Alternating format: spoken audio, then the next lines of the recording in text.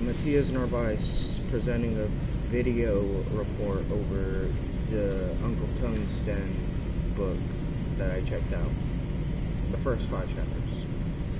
Like, okay, so like in the first chapter, what happened was, like, not a lot happened. He was just like talking a lot about how he was fascinated with different kinds of metals and how everything in his house was made up of a different kind of metal, and he liked to go around and look at everything, see what kind of different kinds of metals they were, and he always wondered like what kind of, like, how they were different in conductivity and everything.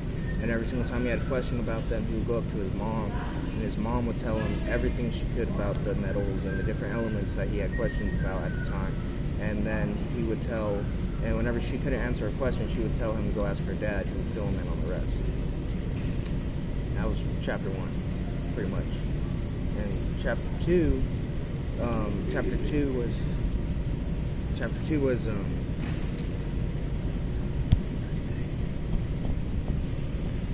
bombs, the school, the bullying. Oh yeah. Alright, so chapter 2 was whenever the war started and they wanted to evacuate all the children and all the women. Well, his parents stayed back at home, and while the children were being evacuated, him and his brother were kept together, and they were sent off to like to a different school, like out of the town, or out of the, I don't know. It never said if it was out of country, but I know it was out of town, and it was down in the country, I believe it said. Well, they were out there, and they had like a really nice teacher as the headmaster, but whenever he was the headmaster, he became like really sadistic and really mean and rude, and like he didn't really care about anyone. Like he just got like controlled by the power and everything. So like anytime you did like even like the slightest thing wrong, like he would like give you like a spanking or whatever, like really hard. And what's it called? If you weren't like one of the athletic guys, like the jocks and all that, and all that, like you were like basically like a nerd, or you were really smart, or you were weak, you were gonna get picked on constantly every single day. You didn't get much food at all. Any of them didn't get much food. They were all scared and they were all hungry. They all wanted to go back to their families and stuff, but they weren't allowed to. Like they had to stay there. Well, he gets bullied like constantly every single day. And because he's so smart and he's like so proactive with doing all his work, the headmaster actually bullies him more than he does any other kid. And he gets bullied the most as well. He's always like usually by himself.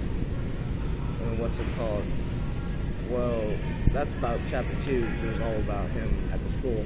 And chapter 3 is he comes home for a little bit to visit his family. Whenever he comes back, he's like everything's just changed. Like at first, in the front door, it used to be like a beautiful stained glass door of like stained glass that he liked to look through and everything. Well, now it's all gone. Like it's been replaced because there was like a bomb explosion, it says.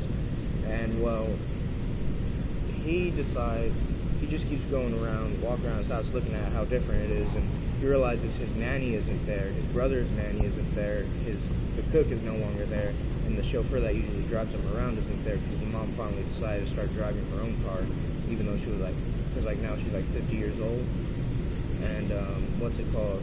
The only person really that stayed the same was his dog and his dad's accountant. And after a while, like he says, like every night there's still air raids and everything, and like there's still spotlights going out and like AA guns like still shooting up at the skies and stuff, and the sirens always going off, and they have to run into the bomb shelter that they have. Well, after a while the children have to go back to school. He really didn't want to go back to Brayfield, but instead of Brayfield, because he got older, they send him over to a new place like St. Michael's or something like that. It was like the Saint something. It was a Christian or Catholic school, and like every Sunday, all the kids in the entire school would just get up and go off to church in the mornings, but except for him, because he was the only Jewish boy there, and so he would be left like all alone. But he thought it was like a little bit better than Brayfield, even though he was all alone. The only thing wrong with that school, he thought, was that he was always like left alone, like every Sunday morning and everything. No one really talked to him. He was like the only Jewish boy, so he kind of felt like an outsider. And at the end, he ends up going back home again, and that's the end of the 4th chapter. And then the 5th chapter is he's still back home, and he goes to help out his uncle at the tungsten factory, and it tells how like his family side, like with his uncle and his other uncles and his cousins and stuff, like they're all getting into like the business, like using like the uncle's tungsten factories, and then all of their like factories that make like glass and like metals and all that to make light bulbs or electricals, how they can make better light bulbs and everything. So he's sitting there and he helps him out every now and then. And then what goes down is that some of his brothers go to university and everything, and they end up leaving Africa because there's a giant diamond rush. So all of them start leaving off to diamond rushes and everything in Africa, so they can become like the people who foresee it, and like they supervisors kind of over there. And he's just staying there like helping out his uncle with the factory. That was like chapter 5.